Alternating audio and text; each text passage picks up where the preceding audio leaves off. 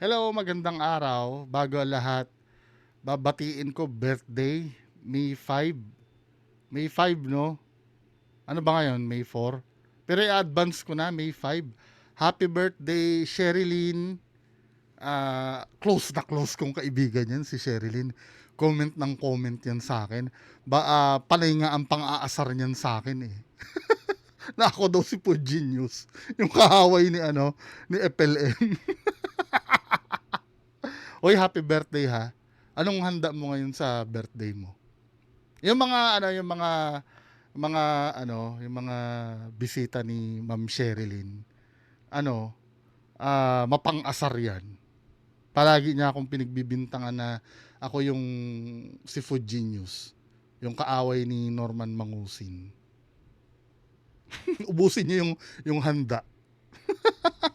Oy, happy birthday. Many more birthdays to come. Ilang taong ka na? Ay, sigaw mo nga kung ilang taong ka na dyan ngayon. Happy birthday. Magandang araw. Anyway, ano yan eh, laging akong pinagbibintangan yan. Ang tawag sa akin yung Pudgin News. Hindi ako yun, ano ba? Di sana, mas paldo pa sa MacBook yun. Anyway, ano ba yung pag-uusapan natin ngayon?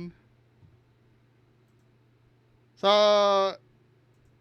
ano ba? Ito, unahin nga muna natin to si Junggung. Hindi ko naiintindihan sa taong to, no? Yung nagsasabi ito na expert daw siya sa batas eh. Tapos biglang magpopol ito, sabing ganun. Food Genius, dapat na bang patungan sa ulo para mahuli? Wait, may warrant of arrest ba si Food Genius para gawin mo yan? Parang tanga, no? Sobrang tangang... Hindi ko naiintindihan ba't may mga ganitong tangang tao na supporter ni FLM. Ano ba yung may warrant na ba si Food Genius? Para sabihin mong ganyan, para papatungan para mahuli. Anong balak niyong gawin kay Food Genius? Kung halimbawa gagawin mo yan nang wala namang warrant, anong gagawin nyo? Isa-salvage nyo? Ganun ba?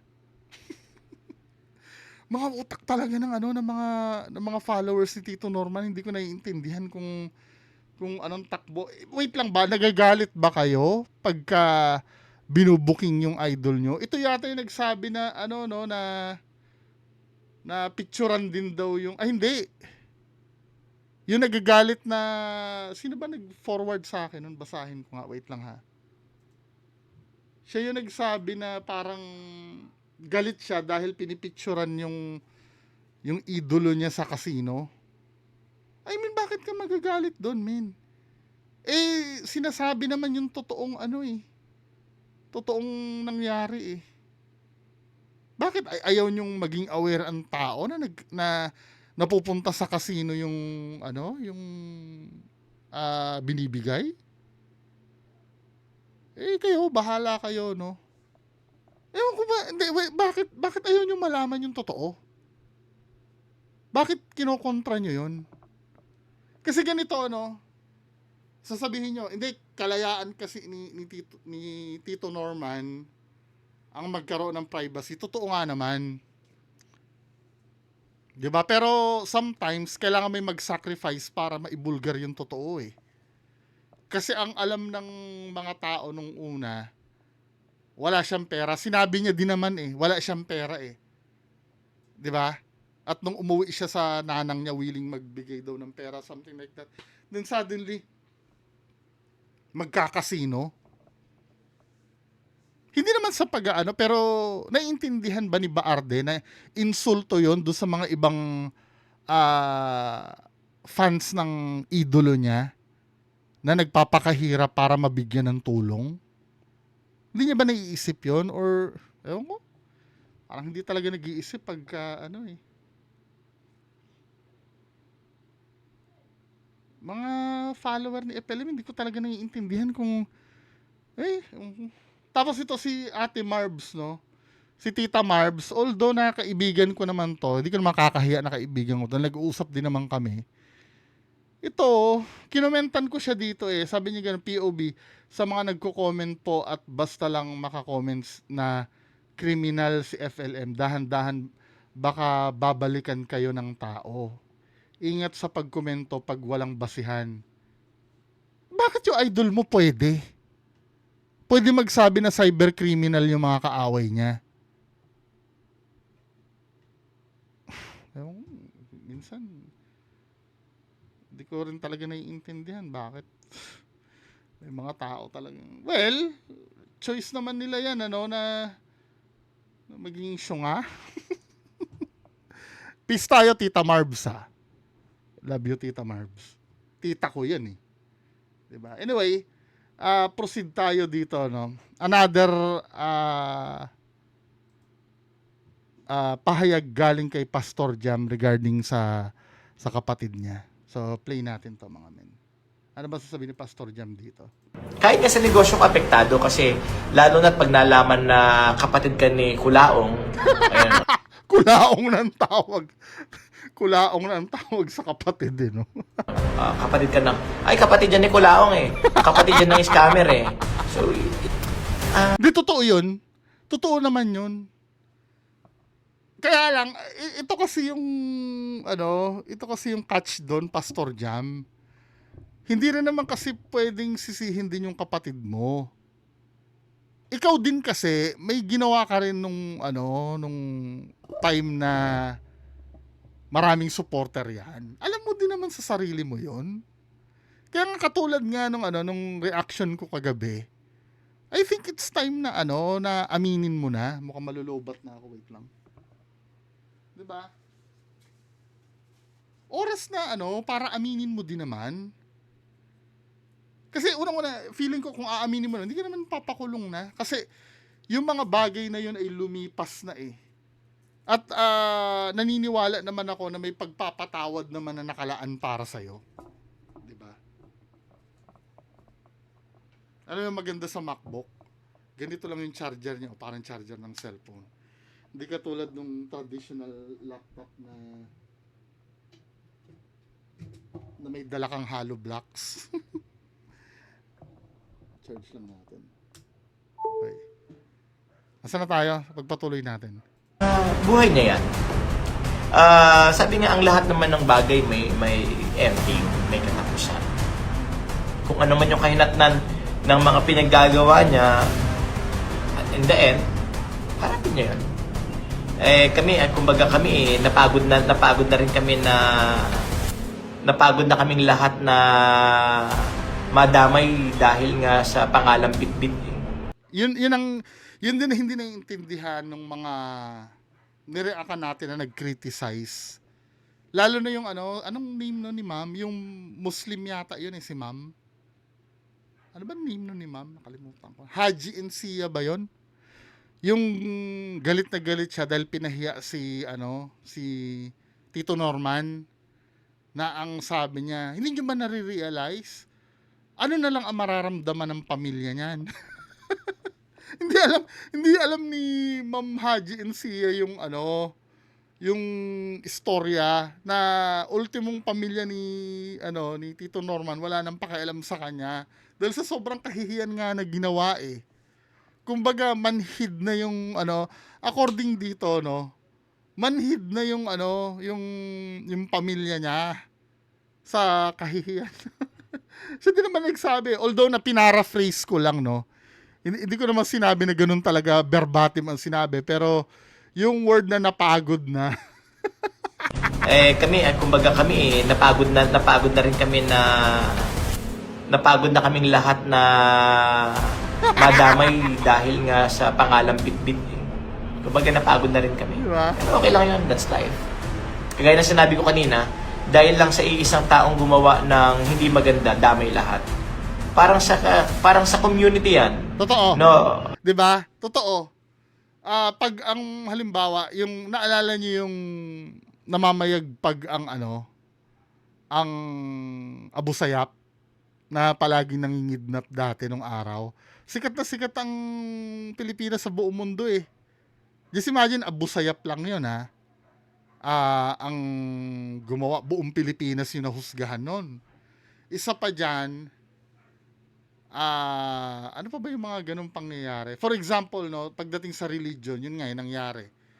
Yung mga, alam mo na, yung mga atake ng mga terorista, 'di ba? Dahil mga Muslim yon, lahat ng Muslim hinusgahan na, 'di ba?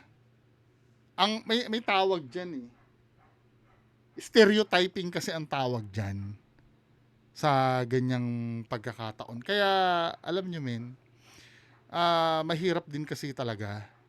Lalo na't ang dinadala mo pa yung name ni FLM mismo, kung paano mag-a-adjust yung mga kamag-anak niya. Kung nasabi niya naman before yan eh, kung pwede nga lang daw na ibago na yung apelyido. Gagawin nila eh. Kaya nga pag sinabi, pag may bulok na isang kamatis, halos dinadami na lahat. Ganon din sa amin dahil may bulok na system, may bulok na pamumuhay. Isa sa totoo lang yung yung mangusin kasi talaga, iba na yung kanyang iba na yung kanyang synonym. 'Di ba? When you say mangusin, synonymous na talaga siya sa hindi maganda. Kaya para siyang naging sumpa do sa lahi. Karamdam ng tao o iisipin ng tao, lahat kami pare-parehas kasi magkapatid. O, di ba? Kahit nga sa negosyo ka apektado kasi lalo na pag nalaman na kapatid ka ni Kulaong, kapatid yan ni Kulaong eh. Kapatid yan ng scammer eh. So, iisipin ng tao dahil kapatid ka, ganun ka rin. Kaya minsan, kahit na maayos naman yung buhay mo, nawawala doon sa maayos na dapat dahil lang doon sa kagagawan ng iba. Pero gawin na lang ng tama, pero siya, malaki na siya. Harapin niya yan. Ganun lang yan. Total, masyado siyang magaling. Ganun lang. Dumadating din ang point na pinagsasabihan din siya, Pero sa personality kasi ni Idol, talaga mahirap na yung Kumbaga sa, 'di ba, you can teach old dog new trick. Tama ba 'yung sinabi ko? Wala eh. I mean, pride na lang talaga kasi ang kalaban. Siyempre, kahit kaya hindi niya naman tatanggapin na alam na mali siya, Maliban na lang kung talagang magikin mo ang damdamin 'yan.